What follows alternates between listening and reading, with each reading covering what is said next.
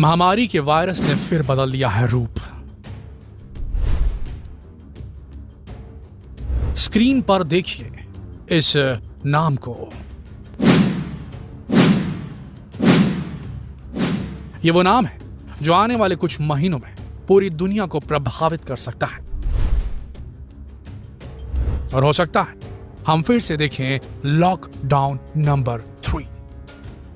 Omicron आ चुका है और महामारी के इस नए रूप ने इस बार 6 गुना ज्यादा खतरनाक स्पीड से फैलने की क्षमता डेवलप कर ली है।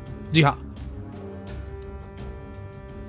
पिछली बार जो सेकेंड वेव में आया था, जिसने शमशान घाटों को भर दिया था हमारे देश में, उस डेल्टा प्लस वेरिएंट से 6 गुना ज्यादा अधिक स्पीड से फैलने की क्षमता रखता है ओमिक्रॉन। इसे डायग्नोस कर पाना भी बेहद मुश्किल हो चला है।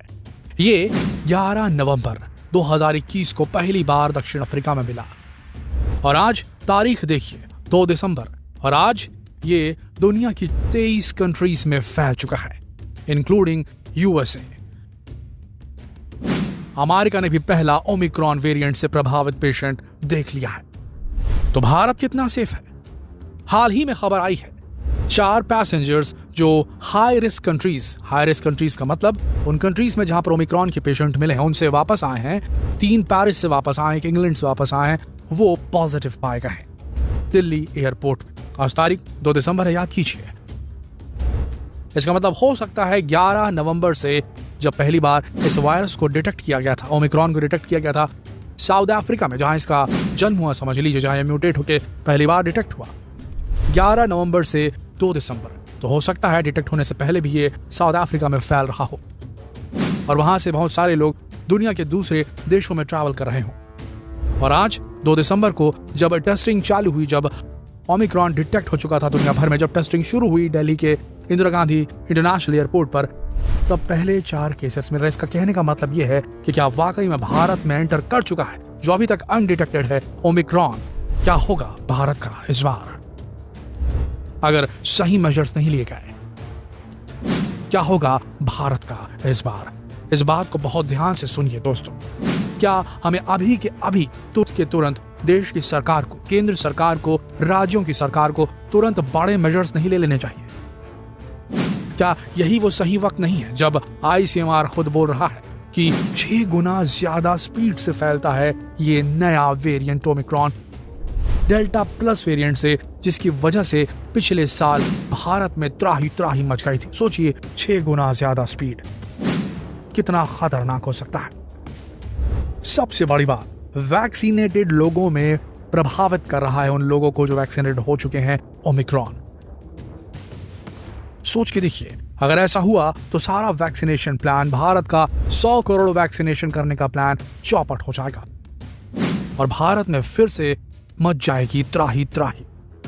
अगर अभी फैसला नहीं लिया गया तो बहुत बड़ी आपदा आ सकती है देश के ऊपर। और इस बार पिछले बार से ज्यादा लोगों की जाने का पूरा खतरा है, क्योंकि 40 वर्ष से कम उम्र के लोगों को प्रभावित कर रहा है नया वेरिएंट ओमिक्रॉन। ध्यान से सुनिएगा, आप सब शादियां एंजॉय करने में बिजी हो चले हैं, हम सब न्यू ईयर की पार्टी प्लान कर रहे हैं, सब के सब बाहर जाने का टूर प्लान कर रहे हैं इस न्यू ईयर पर, क्योंकि 2 साल से कोई कहीं गया ही नहीं। लगातार हम लोगों ने मास्क को छोड़ दिया है। वैक्सीन लगाने के बाद सारी जितनी भी रिस्ट्रिक्शंस इस वायरस को फैलने के लिए चाहिए थे वो हमने त्याग दी है। और इसी बीच जन्म चुका है ओमिक्रॉन। काल का दूसरा नाम बन सकता है ओमिक्रॉन। और जिस तरीके से आपने सुना होगा, रोज शाम होते ही बैंड बाजों की स्पीड से आवाजें सुनाई देती, तेज ध्वनि में डीजे बजने लगे हैं, लगातार पार्टीज हो रही हैं, सब लोग सपरिवार लोगों से मिलना जुलना शुरू कर चुके हैं, ट्रेनें चल रही हैं। ऐसी स्थिति में क्या होगा अगर ओमिक्रॉन फैल गया? ये बहुत बड़ी बात है दोस्तों। मालूम है कि 2 साल से हम सब घरों में बंद थे, लेकिन अब बाहर निकलने के समय हमें ध्यान रखना होगा, मास्क सही से पहनने होंगे, डिस्टेंसिंग का खास ख्याल रखना होगा, इस किस्म की सोशल गैदरिंग्स में अपने आप को संभाल कर रखना होगा, क्योंकि अगर फिर से फैला ओमिक्रॉन, फिर से अगर ये वेरिएंट हावी हुआ तो समझ लीजिए इस बार तो वैक्सीन भी काम नहीं आएगी। हालांकि इसके कोई पुख्ता सबूत नहीं है कि वैक्सीन ओमिक्रॉन पे काम कर रही है कि नहीं, लेकिन जितने भी पेशेंट मिले हैं वो सब वैक्सीनेटेड थे।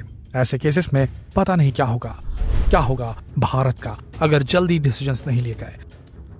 क्या इस बार भी लेट करेगी सरकार ट्रेनों को बंद करने में, प्लेनों को बंद करने में? अभी तक हमारे देश में पूरी तरीके से इंटरनेशनल फ्लाइट्स को पूरी तरीके से बंद नहीं किया गया है। सिर्फ हाई रिस्क कंट्रीज में फ्लाइट्स को रोका जा रहा है, वहां से आने वाले लोगों को चेक करना अभी शुरू किया गया है। अभी चाहिए भारत सरकार को कि तुरंत सेफ्टी मेजर्स पूरी कड़ाई से लागू कर दें।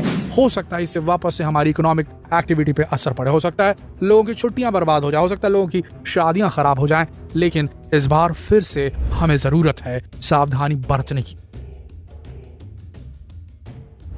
आपको क्या लगता है, क्या हमें फिर से मास्क पहनना नहीं चाहिए?